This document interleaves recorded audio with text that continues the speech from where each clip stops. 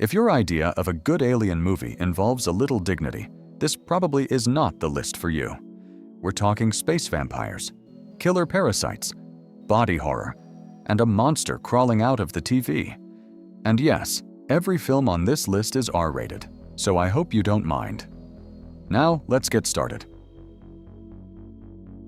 If you have a soft spot for 80s schlock and practical effects that make your skin crawl, The Deadly Spawn is a movie you can't afford to miss. The setup is a classic. A meteor crashes onto Earth and unleashes a carnivorous alien that takes up residence in the basement of a nearby house. From there, it starts picking off the people in and around the home. As it feeds, this thing spawns a small army of razor-toothed leech-like monsters that begin to infest the rest of the house. The ones left to deal with all this are Pete, a science-minded older brother, Charles, his horror-obsessed younger sibling, and a few classmates who picked the worst possible day for a study session. Let's be honest, the story in The Deadly Spawn can plod along at a pretty slow rate, and the acting is bad enough to fill 10 other low-budget films. But the narrative isn't really the point here. It's a vehicle for the main attraction: gallons of blood and some of the most disgusting graphic gore. Xtro is a surreal piece of British body horror, and for the vast majority who have never heard of it, that's likely a blessing. But for those who have seen it, there is zero chance of forgetting a single frame. The story follows Sam Phillips, who returns to his family 3 years after a mysterious disappearance. What they don't know is that Sam was abducted and has come back, different. After he passes something unnatural onto his son, Tony, the boy begins developing strange powers, which he soon uses to bring his toys to life with deadly results. Despite the low budget, the animatronics and practical effects are impressively demented. The film delivers sequences like a woman giving birth to a fully grown man, a giant toy soldier sent to kill, and a creepy toy clown armed with a rubber hammer. Xtro was absolutely trashed by critics upon release, but for a movie on this list, that might just be the ultimate compliment. The setup for Without Warning involves a group of young campers being hunted by a trophy-seeking alien in a secluded wilderness area. If that sounds like the plot of Predator, you aren't wrong. But this film hit theaters 7 years earlier. It even features the same actor, Kevin Peter Hall, as its extraterrestrial antagonist. This particular alien is a bit on the lazy side, though. Instead of doing all of the killing himself, he does much of his hunting with bizarre organic weapons. These aren't just projectiles, but living jellyfish-like creatures that latch onto human skin with needle-tipped tentacles. They're actually quite creepy, which is more than can be said for the alien himself. On the human side of things, Martin Landau and Jack Palance do a decent enough job, especially Landau. However, the fact that they turn in solid performances only makes the rest of the cast appear more amateurish, which is never a good sign. Ultimately, Without Warning is the type of so bad it's good cult movie that makes for a fun group watch, even if it's a bit frustrating when you consider all the wasted potential. I have come here to chew bubblegum and kick ass. And I'm all out of bubblegum. If you've heard that line before but weren't sure where it originated, it comes from this cinematic gem, delivered by former professional wrestler Rowdy Roddy Piper.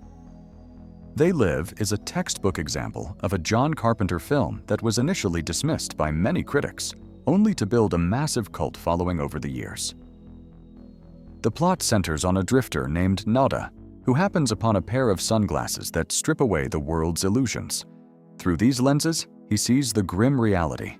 Aliens have colonized Earth and are enslaving the population through subliminal commands hidden in plain sight.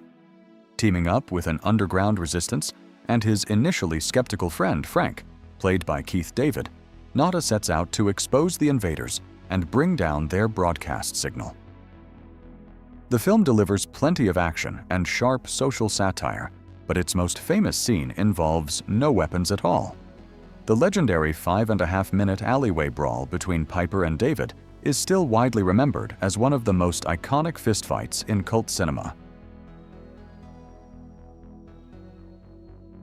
If the title alone doesn't give it away, Inseminoid was widely seen as a shameless attempt to cash in on the success of Alien.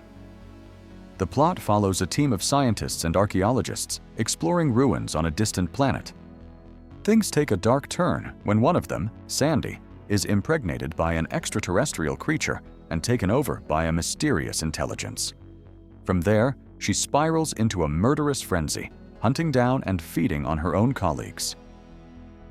In case the connection to Ridley Scott's masterpiece was too subtle, the research team is literally working on something called the Xeno Project. The film arrived about 2 years after Alien and was made on a far smaller budget.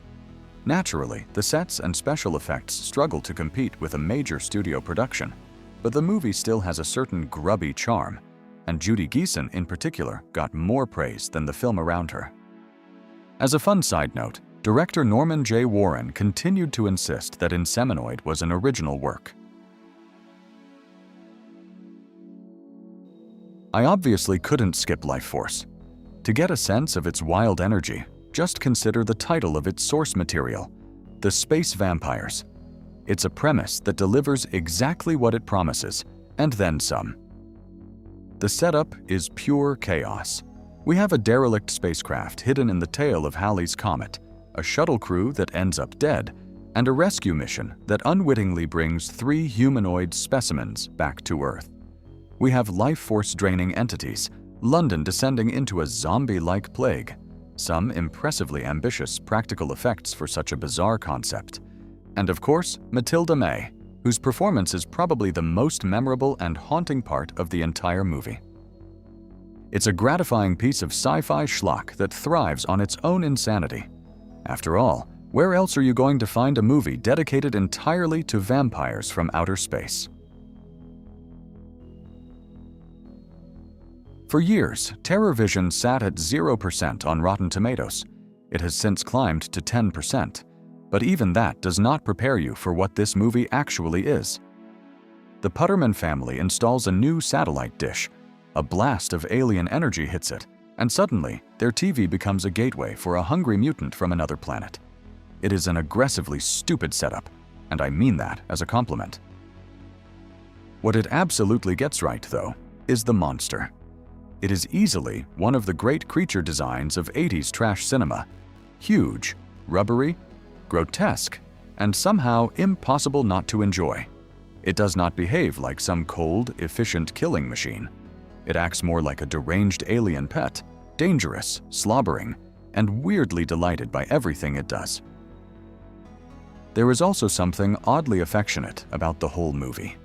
Between the late-night horror marathon playing on TV and the Medusa host who feels like a nod to Elvira, TerrorVision comes off less like a normal sci-fi horror film and more like a love letter to creature features made by people with extremely bad taste. The acting is bad, the dialogue is worse, and the plot barely holds together, but with a monster this good, that almost stops mattering. Galaxy of Terror offers twice the bang for your buck by unfolding across 2 distinct worlds, the stormy Morganthus and the Earth-like Xerxes. The premise is as tenuous as it is intriguing. A rescue crew, including the cool-headed Cabrin and the psychologically scarred Captain Trantor, is sent to Morganthus, where they are forced to confront monsters shaped by their own deepest fears. The results are predictably bloody. The film is particularly noteworthy for featuring early work from James Cameron, who served as production designer and second unit director 3 years before The Terminator.